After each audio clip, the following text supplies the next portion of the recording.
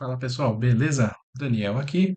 Vamos iniciar uma série sobre Arduino, uma plataforma bem bacana que é possível a gente criar vários projetos. Então, sem enrolação, vamos ao conteúdo. Essas primeiras aulas serão mais teóricas, mas nós vamos ter prática também, ok? Então, o que é o Arduino? Basicamente, ele é uma plataforma open source, tá? Em que você pode reprogramar para vários tipos de projetos, IoT, eh, automação residencial, né? Então você tem uma alta gama de projetos aí de aplicações onde é possível você implementar a plataforma Arduino, tá? Essa parte de open source significa que se você tiver um conhecimento bem profundo, você pode até modificar a placa, por exemplo, a plataforma, colocar algum recurso a mais que você queira utilizar, né, ou até mesmo tirar. Enfim, podemos controlar inúmeros componentes e até circuitos inteiros, tá? Então, o objetivo aqui é integrar a parte física, que é o hardware, com a parte lógica, que é o software, tá? Então, é muito importante você ter um objetivo, né? O que que você quer fazer com o Arduino, né? O que que você precisa fazer, implementar e tudo mais. Basicamente, a placa mais utilizada é a versão Uno R3, né? Nós temos aqui eh, a plaquinha mais utilizada, né? A que todo mundo praticamente mais usa em projetos, prototipações e tudo mais.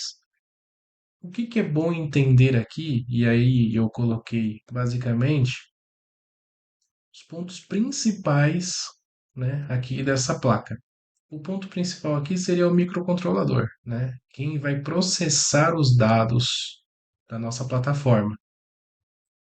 Nesse caso aqui nós estamos usando o ATmega 328. Nós temos aqui as portas de comunicação. Então, por exemplo, aqui que você envia e recebe dados. Nós temos aqui as portas analógicas, tá? Então, nós vamos comentar essa questão de analógica e digital. Temos aqui também a distribuição de tensão. Então, para alguns projetos a gente pode usar 5 volts, por exemplo. Para alguns a gente usa um pouquinho menos, 3,3 volts. Nós temos o ground também, né, para você ter ali um aterramento do seu projeto. Então, isso é muito importante também. E o botão de reset. Nossa, para que que o botão de reset serve? Basicamente, o que que a gente vai precisar fazer? Basicamente, a gente precisa de um cabo para comunicação. Essa comunicação serve para a gente enviar o nosso código, a nossa lógica do computador para a placa, tá? Esse cabo aqui, ele tem a ponta USB-B, é aquele famoso cabinho de impressora, tá? Então, ele é muito importante para você passar a comunicação entre o computador e a placa, para você enviar o código.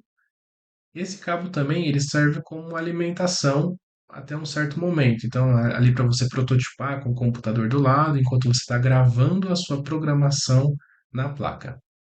Se você precisa dessa placa em algum lugar específico, por exemplo, um quadro elétrico, né, para gerenciar algum tipo de automação, você pode colocar um cabo de alimentação, tá? Uma fonte aqui que ele vai alimentar a placa e consequentemente, manter todo o sistema funcionando. A partir do momento que você grava a programação na placa, ela fica salva aqui dentro, tá? E o botão reset serve justamente para você reiniciar a programação. Então ele não vai apagar a programação, ele vai reiniciar. Então ele vai iniciar novamente a programação e vai continuar, tá bom? Existem alguns LEDs indicativos na placa, dependendo do modelo vocês vão entender, né? Vocês vão ver isso na prática também, é onde ele indica se está recebendo ou se está transmitindo dados, tá? Existe também um LED aqui em alguns modelos onde você consegue até controlar esse LED aqui para você testar algum tipo de programação da placa, tá bom?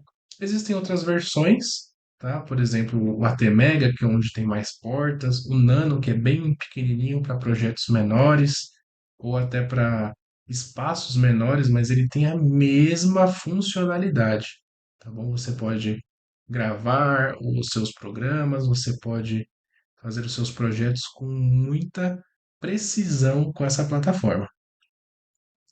Aqui nós temos as características principais, não vou falar todas, mas aqui basicamente peguei ali da parte de robótica, né, da Universidade Federal de Santa Catarina.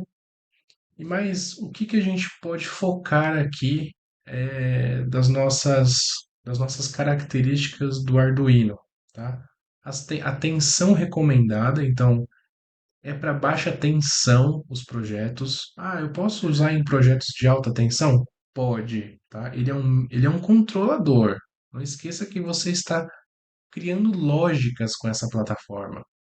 Mas para você usar com alta tensão, você vai precisar de alguns outros dispositivos que possam entender sinais de entrada e saída, digitais ou analógicos. Então, tudo isso nós vamos ver mais para frente. E também uma outra característica seria o microcontrolador. Nesse caso, nós estamos usando o ATmega 328. Aqui nós temos a pinagem do ATmega 328, bem simples, tá, gente? Então aqui nós temos das portas 1 a 14 e da 15 a 28, né? Cada portinha aqui, ele tem a sua determinada função, né? Nós temos aqui, por exemplo, a entrada de tensão, ground, e por aí vai, tá? Então, esse microcontrolador, ele está diretamente na placa Arduino e as suas portas estão conectadas ali, estendidas na placa.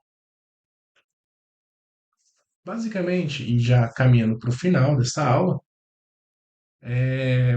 o Arduino ele trabalha com entradas e saídas de sinais. E esses sinais podem ser digitais ou analógicos, tá? O que seria então essa entrada ou saída de sinal digital? Seria o seu funcionamento com os princípios booleanos. O que que seria isso? Verdadeiro ou falso, zero ou um, certo ou errado. Então ele é representado dessa maneira, né? Ele tem apenas o 1 ou 0, tá bom? Então, certo ou errado, é basicamente isso. O sinal da porta analógica, ele funciona um pouquinho diferente. Ele pode ter variações entre o seu maior valor e o seu menor valor, tá? Então ele é capaz de receber tensões distintas de high ou low, tá? Por convenção, a gente chama assim. Então, o maior valor, por exemplo, eu quero que um potenciômetro ligue a luz de um quarto, sendo que o apagado é o zero e o aceso com o máximo de capacidade luminosa daquela lâmpada seja o 100. Então, o potenciômetro ele vai realmente aqui, quando você inicia o seu potenciômetro, você vai começar a girar. E conforme ele vai entendendo esse sinal analógico de passagem de tensão, ele vai permitir que a corrente elétrica, então que a tensão elétrica vai percorrer os circuitos e vai dar cada vez mais energia para aquela lâmpada, chegando até o seu valor máximo. Nós podemos definir valores máximos, tá? Na programação. Então, minha lâmpada aguenta de 0 a 100, vamos supor, mas eu posso definir de 0 a 50. Então você pode definir valores aqui no sinal analógico, você pode definir aqui um objetivo, tá? A mesma coisa com entrada de sinal.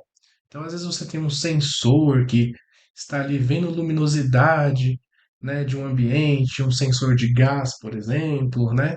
Então ele vai entender com base nas análises do seu código, tá? Com base em parâmetros, o que você está fazendo a leitura.